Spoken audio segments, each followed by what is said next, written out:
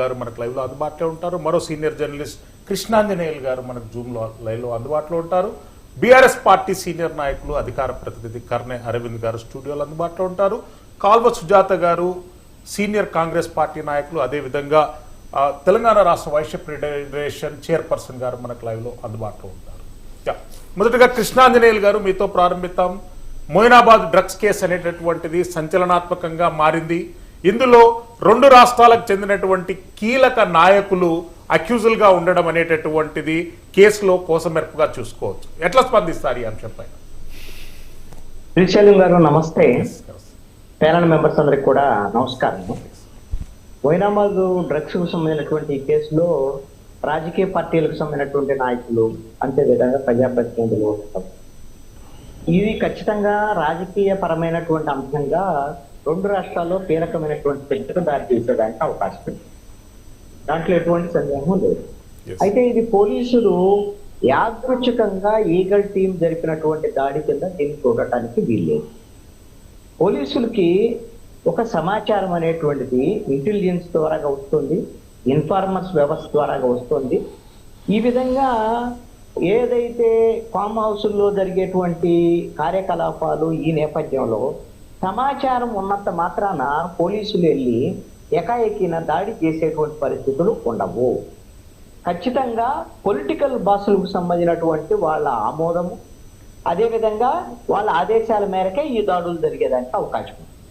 తెలంగాణలో law and order ఈ రోజున హోంశాఖకు సంబంధించి మొత్తం అన్ని కూడా ముఖ్యమంత్రి రేవంత్ రెడ్డి చూస్తున్నారు. ఇప్పుడు ఇది కీలకమైనటువంటి రాజకీయ నేతలు ఉన్నటువంటి ఈ సమావేశంలో డ్రగ్స్ వినియోగం ఉన్నట్టుగా ఈగల్ టీంకి సమాచారం ఉన్నటువంటి నేపథ్యంలో ఖచ్చితంగా పోలీస్ బాస్ డీజీపీకి, అదేవిధంగా పొలిటికల్ బాస్ అయినటువంటి సీఎం, అదేవిధంగా హోంశాఖ చూస్తున్నటువంటి రేవంత్ రెడ్డికి సమాచారం తెలిసిన తర్వాత మాత్రమే వాళ్ళ ఆమోదం మేరకే దాడి జరిగేదానికి అవకాశం ఉంది. వాళ్ళకి తెలియకుండా ఖచ్చితంగా జరిగేదానికి అవకాశం లేనే లేదు. మరి ఈ విధమైనటువంటి సమాచారం ఉన్నటువంటి నేపథ్యంలో దాడులు చెయ్యాలా వద్దనేటువంటి నిర్ణయం కూడా అప్పుడు పొలిటికల్ బాసులు, పోలీస్ బాస్ కలిసి నిర్ణయం చేస్తారు. దీంట్లో ఈ దాడి చేయటం వెనక అక్కడ ప్రభుత్వంలో ఉండేటువంటి కాంగ్రెస్ పార్టీకి ప్రత్యర్థులుగా ఉన్నటువంటి బీఆర్ఎస్ కు సంబంధించినటువంటి రోహిత్ రెడ్డి ఉన్నారు అక్కడ. అదేవిధంగా ఇక్కడ ఆంధ్రప్రదేశ్ సంబంధించినటువంటి తెలుగుదేశం పార్టీకి సంబంధించినటువంటి ఎంపీ పుట్ట మహేష్ కుమారు, అదేవిధంగా కొంతమంది మిగతా వాళ్ళకి సంబంధించినటువంటి వాళ్ళు ఉన్నటువంటి పరిస్థితి ఉంది. ఈ నేపథ్యంలో ఒకవేళ కాంగ్రెస్ వాళ్ళు ఎవరైనా ఉండుంటే అయినా కూడా దాడి చేస్తారా లేదనేది చెప్పలేము. ఎందుకంటే దీంట్లో అయితే లేరు. కాబట్టి ప్రభుత్వానికి ఇది ఒక రకంగా రాజకీయ ప్రత్యర్థులు వాళ్ళకి దొరికినట్టుగా మనం భావించాల్సి ఉంటుంది. తప్పు చేసినటువంటి వాళ్ళు కాబట్టి వాళ్ళ మీద ఏదో ఇది అకస్మాత్తుగా ఏదో వీళ్ళు కావాలని కేసు పెట్టింది కాదు కదా. డ్రగ్స్ వినియోగించారు అనేటువంటి విషయము, వాళ్ళు డ్రగ్స్ వినియోగించినటువంటి అంశము మొత్తం ప్రాథమిక దర్యాప్తులో తేలింది. వాళ్ళని పరిశోధించినటువంటి దర్యాప్తుతో పాటుగా అక్కడ టెస్టులకు సంబంధించినటువంటి వ్యవహారంలో కూడా, ఆ టెస్టుల్లో కూడా వీళ్ళు డ్రగ్స్ వినియోగించినట్టుగా రక్త నమూనాల్లో కూడా తేలినటువంటి పరిస్థితులు ఉన్నాయి. కాబట్టి వీళ్ళు నిందితులుగా ఉన్నారు. ఈ నేపథ్యంలో ఇది ఖచ్చితంగా రాజకీయ పరమైనటువంటి అంశాల్లో లాభ నష్టాలకు సంబంధించినటువంటి అంశాలు కూడా ఖచ్చితంగా జరుగుతాయి. చర్చ జరిగింది.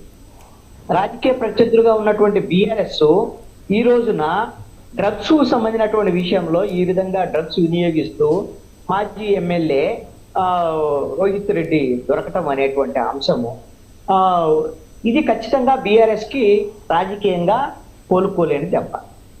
ఇప్పుడు బీఆర్ఎస్ అధికారంలో ఉన్న సమయంలో చాలా ఈ విధమైనటువంటి డ్రగ్స్ కు వ్యతిరేకంగా కొంతమంది సినిమాకి సంబంధించినటువంటి వాళ్ళని పిలిపించడం, వ్యవహారం ఇవన్నీ జరపడము, ఆ తర్వాత ఆ డ్రగ్స్ కేసుల నేపథ్యాన్ని అడ్డం పెట్టుకొని కొంత సినిమా వాళ్ళను కూడా బెదిరించారు అనేటువంటి ఆరోపణలు కూడా బీఆర్ఎస్ ఎదుర్కొంటున్నటువంటి పరిస్థితి ఉంది.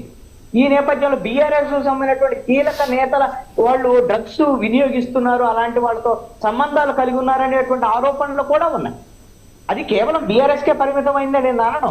ఇలాంటి ఆరోపణలు ఉన్న నేపథ్యంలో ఇప్పుడు ఈ విధంగా వాళ్ళ మాజీ ఎమ్మెల్యే దొరకడం అనేటువంటిది బీఆర్ఎస్ కి రాజకీయంగా నష్టం కలిగించేటువంటి అంశం.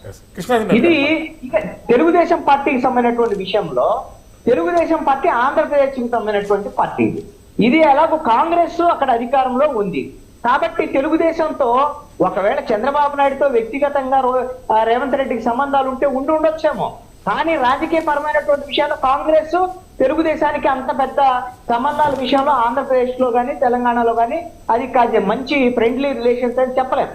కాబట్టి ఇప్పుడు వరకు ఉన్నటువంటి దాంట్లో రేవంత్ రెడ్డి చంద్రబాబు నాయుడుకి ఏదో శిష్యుడు ఆయన చెప్పినట్టు విన్నాడు అని కొన్ని సాగునీటికి సంబంధించినటువంటి వ్యవహారాలు వీటిల్లో కృష్ణాంజనేయులు గారు మళ్ళీ వస్తాను మీ దగ్గరికి. ఎస్ అమర్ గారు, అసెంబ్లీ సమావేశాలు జరుగుతున్నటువంటి తరుణంలో డ్రగ్స్ కేసు అనేటటువంటిది ఎవరికి మైలేజ్, ఎవరికి డ్యామేజ్? ఎవరికి మైనస్ ప్లస్ అనే విషయం వదిలిపెడితే టోటల్గా తెలంగాణ వ్యాప్తంగా ముఖ్యంగా హైదరాబాద్ పరిసరాల్లో మైనాబాద్ కానీ లేకపోతే ఇటు భువనగిరి రోడ్ కానీ వరంగల్ రోడ్ కానీ కరీంనగర్ రోడ్ కానీ ఈ కొత్తగా వచ్చిన